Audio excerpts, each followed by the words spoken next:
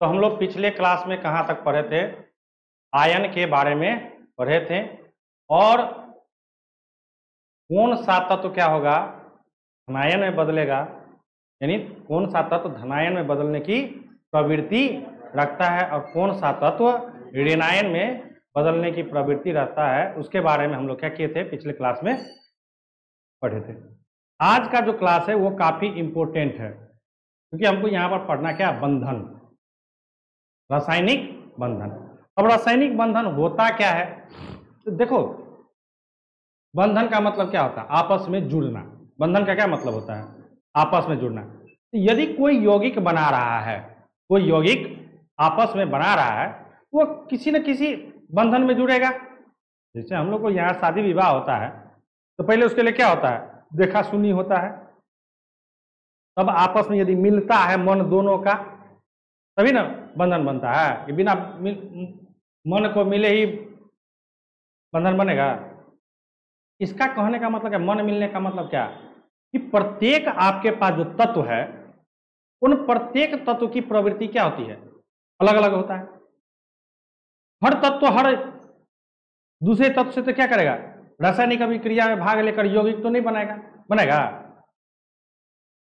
तो सबकी अपनी अपनी क्या होती है, प्रवृत्ति होती है। और कौन सा तत्व किस तत्व के साथ क्या करेगा, रासायनिक अभिक्रिया में भाग जो लेगा और तब जो यौगिक बनाएगा, तो उसमें भी दो प्रकार के यौगिक बनते हैं। एक होता है आयनिक यौगिक, क्योंकि हम लोग अभी पढ़ चुके हैं, क्योंकि तत्व क्या होता है, आयन में भी बदलने की प्रवृत्ति रखता है। समझिएगा, परमाणु जो है आपका वो क्या होता है, आयन में भी बदलता है। क्लियर है। और बहुत सारे परमाणु जो है बिना आयन में भी परिवर्तित हुए क्या होते हैं, इलेक्ट्रॉन का साझा करते हैं। साझा का मतलब क्या, आप भी हमको दीजिए, हम भी आपको देंगे। तो जब आपस में जब जुड़ता है, जब आपस में जुड़ता है तभी तो कोई नया यौगिक का निर्माण होता है। तो उस यौगिक के निर्माण में होने के लिए परमाणु को क्या करना पड़ेगा, आपस में जुटना होगा। आपस में क्या होना होगा, जुटना होगा, तभी जाके वो क्या होगा, यौगिक का निर्माण करेगा। क्योंकि आपको पता है कि सारा तत्व जो है, जितना भी परमाणु आपके पास है, वो सब का सब क्या चाहता है कि अपने आप को हम क्या रहे, स्टेबल रहे। तो स्टेबल कैसे आएगा,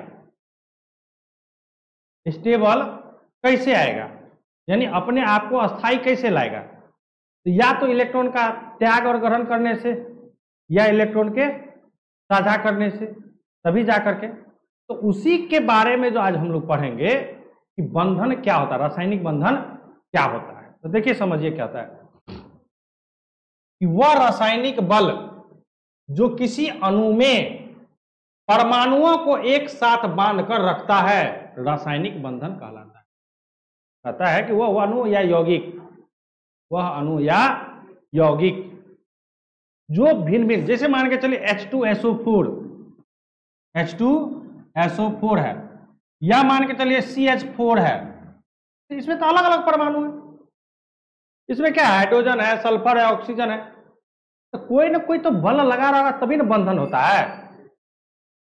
समझिएगा, यहां पर जो एक वर्ड यूज हुआ है क्या, बल। बल का मतलब क्या है,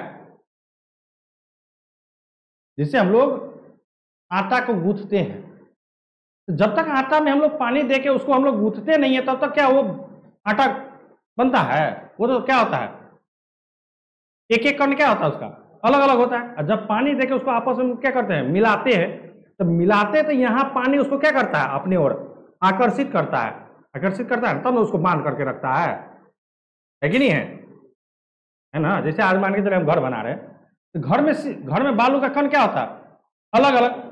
और जैसे ही बालू में सीमेंट मिला देते तभी पकड़ क्यों बनती है, सोचने वाली बात है, सोचने वाली बात है ना। कि इसका मतलब क्या है कि सीमेंट में कुछ ना कुछ ऐसा गुण है जो उस बालू को क्या करता है, अपनी ओर आकर्षित करके बंधन बनाता है। पानी डालते हैं हम लोग, पानी डाल के उसको क्या करते हैं, मिलाते हैं, तो कुछ देर छोड़ देते हैं, वो क्या हो जाता है, काफी कठोर हो जाता है। होता है कि नहीं होता है, तब नहीं, ये कठोर जब तक नहीं होता बिल्डिंग बनेगा। तो कठोर कैसे बन रहा है, तो इसमें कहीं ना कहीं बांधने की क्या है, क्षमता है, तभी तो ये क्या हुआ है, कठोर है। तो कहता वही बल, यानी क्या कि रासायनिक बल जो किसी अणु में परमाणुओं को एक साथ बांध कर रखता है, उसे हम लोग क्या कहते हैं, उस बंधन को क्या कहते हैं, रासायनिक बंधन कहते हैं। क्लियर हो गया। और आप लोग को हम पढ़ाए भी हैं 9th क्लास में कि ठोस में अंतरा अणुक आकर्षण बल क्या होता है, अधिक होता है, उससे कम द्रव्य में, और उससे सबसे कम क्या है, गैस में। और इसी अंतरा अणुक आकर्षण बल के कारण ही ठोस पदार्थ क्या होता है, काफी कठोर होता है कि नहीं होता है। ना ठोस से यदि कोई मारे आपको, कोई ठोस पदार्थ से, तो आपको चोट क्या होता है, ज्यादा लगता है। द्रव से मारे आपको, पानी से थोड़ा ऐसे मारे, उतना लगता है चोट, और गैस से तो चोट ही नहीं लगेगा, लगता है गैस से चोट। तो आप समझ सकते हैं, यानी क्या कि कोई भी यौगिक का निर्माण हुआ है या कोई अणु का निर्माण हो रहा है, तो उसमें कोई ना कोई जोड़ने का काम कर रहा है। और जोड़ता कब है, तो जब बल लगता है। बिना बल का कोई भी चीज जुटेगा, कोई भी चीज यदि जोड़ना है तो बल तो लगाना पड़ेगा ना। तो उस बल, जिस बल के कारण ये लगता है ना, उसी को क्या कहते हैं हम लोग, रासायनिक बंधन कहते हैं। क्लियर है यहां तक। अब कहता है कि ये मुख्यतः कितने प्रकार के होते हैं, 2 प्रकार के। एक होता है वैद्युत संयोजक या आयनिक बंधन। वैद्युत मतलब क्या, विद्युत क्या होता है, इलेक्ट्रॉन होता है। विद्युत क्या होता है, विद्युत हम लोग जो हमारे घर में जो बिजली जो धारा बहती है ना, तो वो क्या क्या चीज है, इलेक्ट्रॉन का प्रवाह है। इलेक्ट्रॉन के प्रवाह को ही ना आवेश कहते हैं जी। आवेश क्या होता है कि समय के साथ जो आवेश का जो प्रवाह होता है उसको क्या कहते हैं हम लोग, आवेश कहते हैं।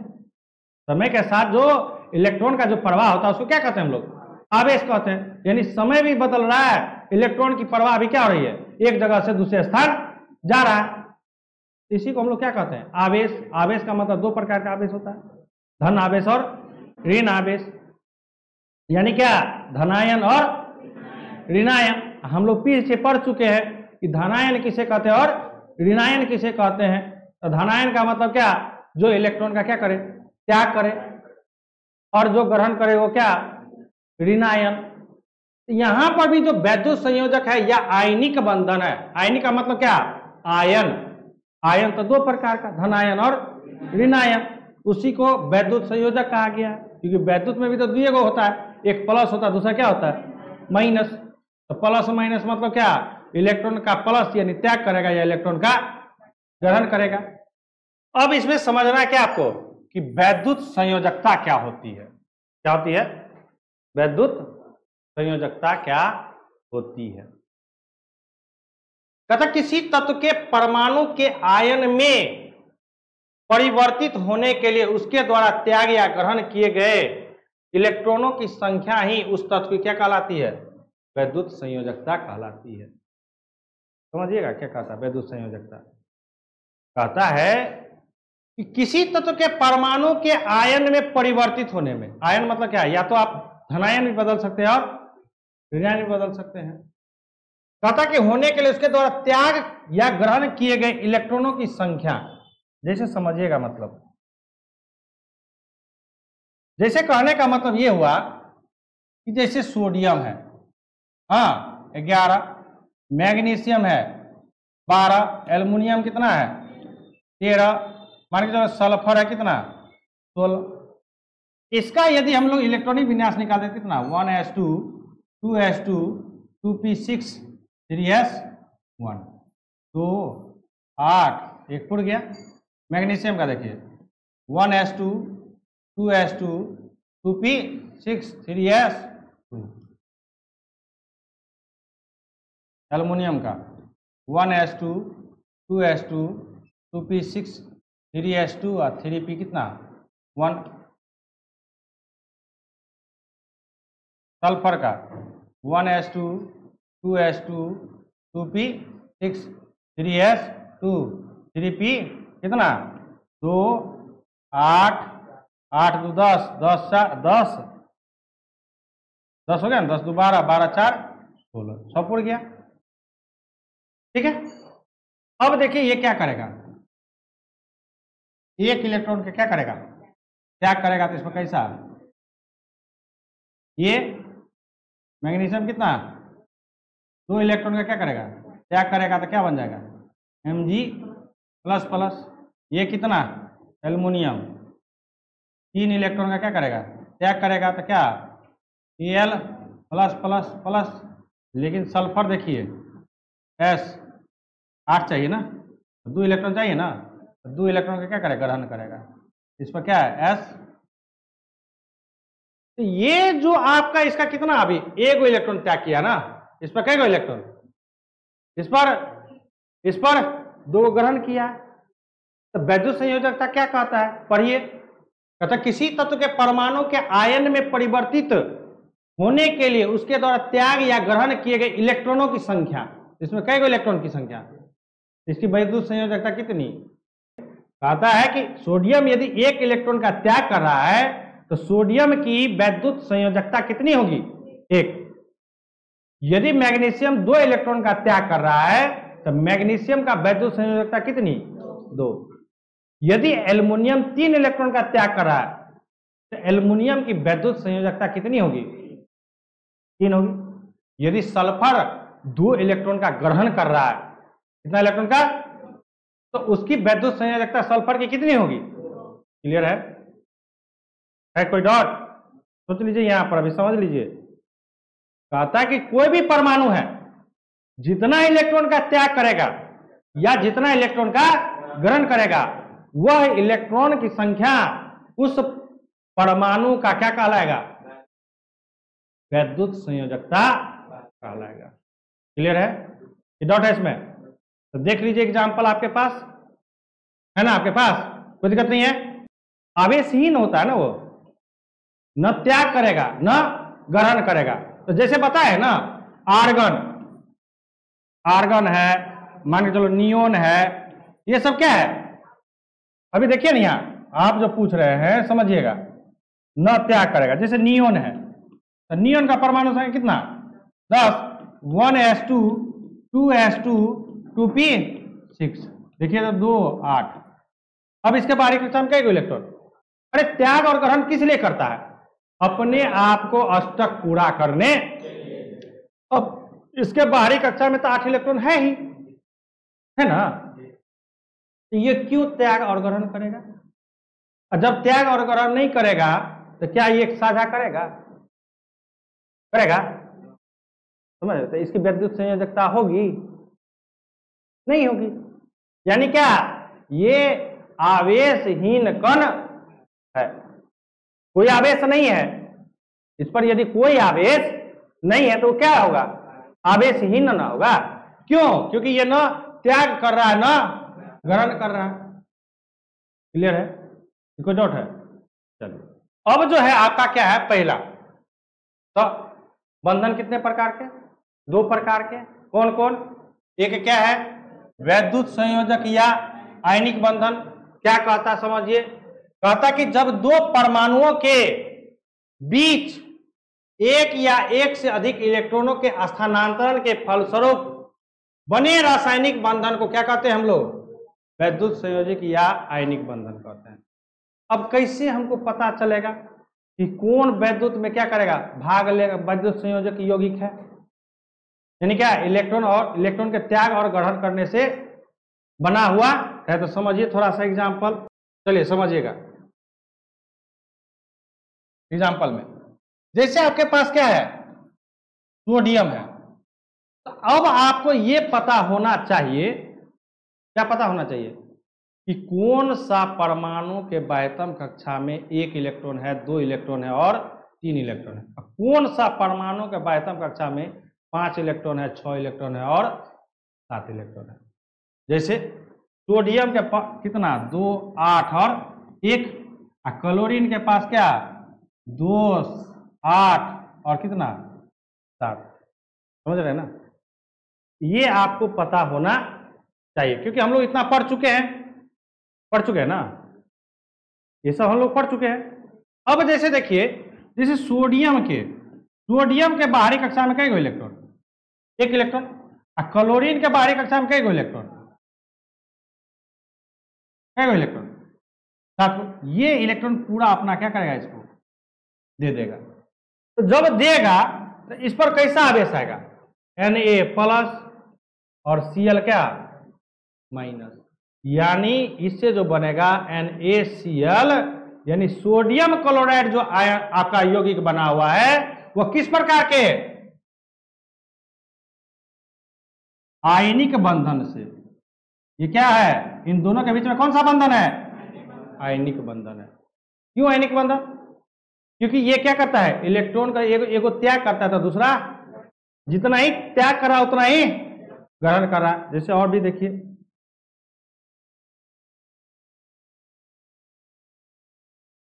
जैसे आपको हो गया CaO कैल्शियम ऑक्साइड, ठीक है ना। अब कैल्शियम का समझिएगा, कैल्शियम का परमाणु संख्या कितना 20, यदि हम इसका निकालते तो कितना 2 8 8 और 2, और ऑक्सीजन का निकालते कितना 2 और 6, यानी इसके पास 2 इलेक्ट्रॉन बाहर में है एक्स्ट्रा, और इसके पास 2 इलेक्ट्रॉन चाहिए, तो देखने से ही पता चल जा रहा है। यानी इसका जो बनेगा तो क्या होगा, कैल्शियम के बाहरी कक्षा में कई गो इलेक्ट्रॉन, 2 इलेक्ट्रॉन, ऑक्सीजन के बाहरी कक्षा में कई गो इलेक्ट्रॉन 6 इलेक्ट्रॉन। ये दोनों भाई साहब क्या करेगा, इसको दे देगा, देगा तो Ca प्लस प्लस, ऑक्सीजन पे कैसा माइनस माइनस, इन दोनों के बीच में बंधन बनाएंगे, ये बन जाएगा क्या कैल्शियम ऑक्साइड। तो ये जो बना है किसके कारण, आयन के आदान और प्रदान के, एगो त्याग रहा है तो दूसरा क्या कर रहा है, ग्रहण कर रहा है। पूरा का पूरा, ये नहीं कि कह रहा कि हम नहीं हम रख भी लेंगे, ऐसा कप नहीं है, ये रखेगा, ये पूरा अपना इलेक्ट्रॉन क्या करेगा, ऑक्सीजन को दे देगा, पूरा का पूरा दे देगा। जब दे देगा तो ये इलेक्ट्रॉन जब दे दिया तो इसके पास कैल्शियम आयन जब बना तो इसके पास कितना इलेक्ट्रॉन 2 8 और 8, और जब ऑक्सीजन 2 ले लिया तो क्या बन गया, ये 2 और 8 बन गया, ऑक्सीजन में बना कि नहीं बना। तो इस प्रकार से जब भी रासायनिक अभिक्रिया में भाग लेगा, यानी इस प्रकार के जब भी बंधन बनेगा, किस प्रकार से, आयन के आदान और प्रदान से, तब उसे क्या कहेंगे हम लोग, आयनिक बंधन कहते। तो दिक्कत है यहां पर। अब देखिए, तो समझ गए, यानी वैद्युत संयोजन बंधन कैसे बनता है, आयनिक बंधन कैसे बनता है। आयनिक बंधन समझ गए ना कि आयनिक बंधन कैसे बनता है, कि एक क्या करता है, इलेक्ट्रॉन को पूरा त्याग करके दूसरे को दे देता है, तब जाकर क्या बनता है, आयनिक बंधन बनता है। अब कहता है कि वैद्युत संयोजक या आयनिक बंधन की विशेषता क्या क्या है।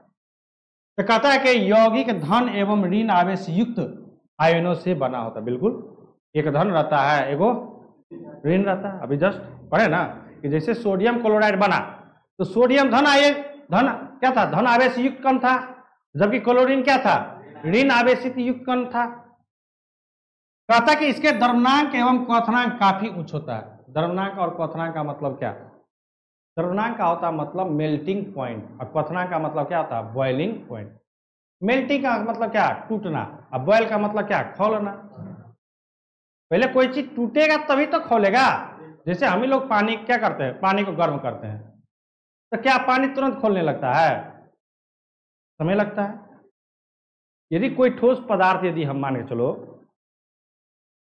क्योंकि ये क्या होता है, धातु होते हैं अधिकांश, हाँ, तो ये जो आपके क्या होते हैं कि टूटेंगे और तब क्या होंगे, खोलेंगे, हाँ या नहीं। जैसे हम लोग पानी डालते हैं सब्जी में या दाल में, तो दाल क्या होता है, पहले टूटता है और तब जाके वो क्या होता है, पूरा गलता है, क्योंकि तुरंत टूट के तुरंत गलने लगता है। मतलब क्या कि मेल्टिंग पॉइंट का मतलब क्या, टूटना, और बॉइलिंग पॉइंट का मतलब क्या, खौलना। यानी क्या, इसका द्रव्यनांक एवं क्वथनांक क्या होता है, काफी उच्च होता है। इसका कहने का मतलब यह है कि इसे पिघलाने के लिए या इसे खौलाने के लिए हमें अधिक तापमान की क्या होगी, आवश्यकता होगी। उच्च ताप का मतलब क्या, जैसे लोहा है, क्या लोहा पिघलता है? लेकिन सोना क्या हो जाता है? पिघल जाता है ना। सोनार सब क्या करते हैं हमारे? सोनार क्या करते हैं? पिघला देते हैं कि नहीं पिघला देते हैं? तो सोना का क्या है? मेल्टिंग पॉइंट, बॉइलिंग पॉइंट क्या है? कम है। उसको पिघलाने की जो कम ताप पर भी क्या हो जाता है? वो पिघल जाता है। लेकिन लोहा को क्या पिघला सकते हैं? तो लोहा का मेल्टिंग पॉइंट और बॉइलिंग पॉइंट भी क्या है? उच्च है। इसलिए हमारे लोहार भाई सब क्या करते हैं? केवल लोहा को गर्म करके उसके आकार में परिवर्तन कर देते हैं। क्या चीज करके? पीट पीट, लेकिन उसको पिघला नहीं पाते हैं। हाँ, पिघलता है, उसका तापमान अधिक होता है। क्योंकि आज हम लोग जानते हैं ना कि जितना भी हम लोगों के यहाँ से कचरा ले जाता है, कौन सा कचरा?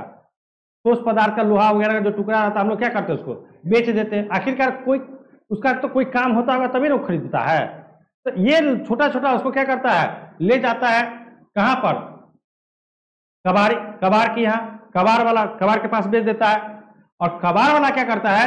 बड़े बड़े फैक्ट्रियों में क्या करता है? उस कबाड़ी को क्या करता है? भेजता है, जहां पर पिघला करके पुनः उससे क्या किया जाता है? लोहा प्राप्त किया जाता है, यानी उसको रिसाइकल किया जाता है। रिसाइकल का मतलब क्या? बार बार एक ही चीज को क्या करना? उपयोग में कर लाना। क्लियर है? अगला पॉइंट है, कहता कि यह प्राय जल में विलय होते हैं। कहता ये प्राय जल में क्या होते हैं? विलय होते हैं। लेकिन कुछ ऐसे भी हाँ आयनिक यौगिक हैं जो जल में क्या होते हैं? विलय नहीं होते हैं। जैसे benzene, acetone, carbon disulphide, carbon tetrachloride को छोड़ करके ये सब जल में क्या होते हैं? अविलय होते हैं, यानी ये सब जल में घुलता नहीं है।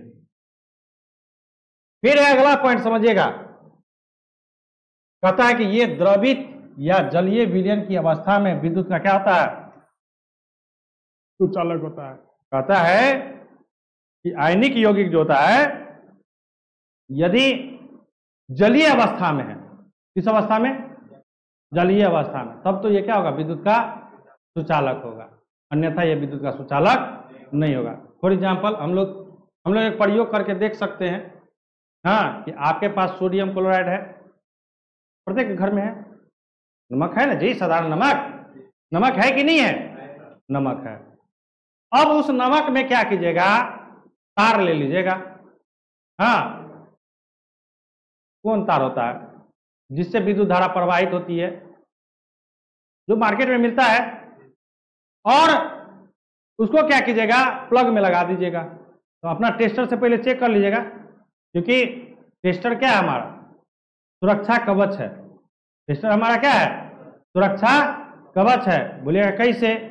यदि हम कहीं पे काम करने जाते हैं, टेस्टर लेके काम करते हैं, तो पहले यदि जांच लेते हैं तो हम उससे क्या होते हैं? सुरक्षित महसूस करते हैं कि यदि बिजली आ रहा है तो हम उसको टच नहीं करते। इसलिए इसको सुरक्षा कवच के रूप में हम जान सकते हैं कि वो हमारी सुरक्षा करता है। तो देखिए, पॉइंट, प्लग का 2 पॉइंट होता है। एक में आपको क्या हुआ? टेस्टर जलेगा, एक में टेस्टर नहीं जलेगा। तो जिसमें जलेगा उसमें तार अपना डाल दीजिएगा। इधर साधारण नमक में क्या कीजिएगा? उस तार को एक सिरा को ला करके लगा दीजिएगा। अब फिर टेस्टर चेक करके देखिएगा कि नमक में टेस्टर रख के देखिएगा कि इसमें तो कहीं जल नहीं रहा है, नहीं जलेगा। हाँ, करने के लिए कह रहे हैं तो टेस्टर का प्रयोग कीजिएगा।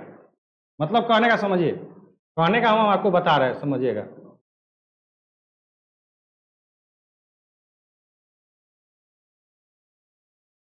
कहने का मतलब यह है कि जैसे ये हमारा क्या है? 2 पॉइंट है, क्या चीज का? प्लग का 2 पॉइंट है ना जी, पॉइंट है ना किसका? प्लग का है ना।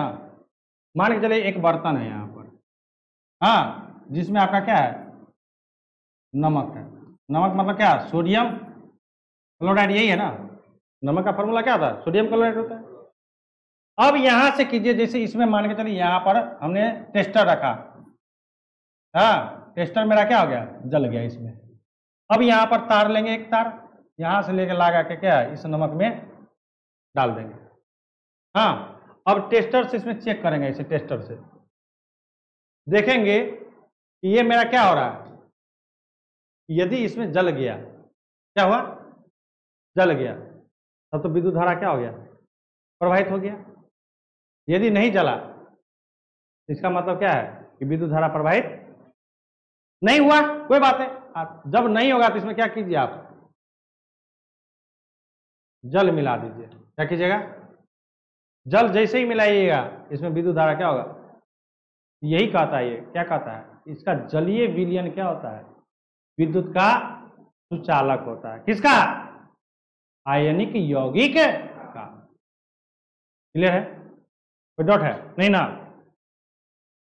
ये पॉइंट था किसका, आयनिक बंधन का। क्या कि आयनिक बंधन जो बने हैं कुछ यौगिक, उनके क्या थे, विशेषता थे, गुण थे। क्लियर है।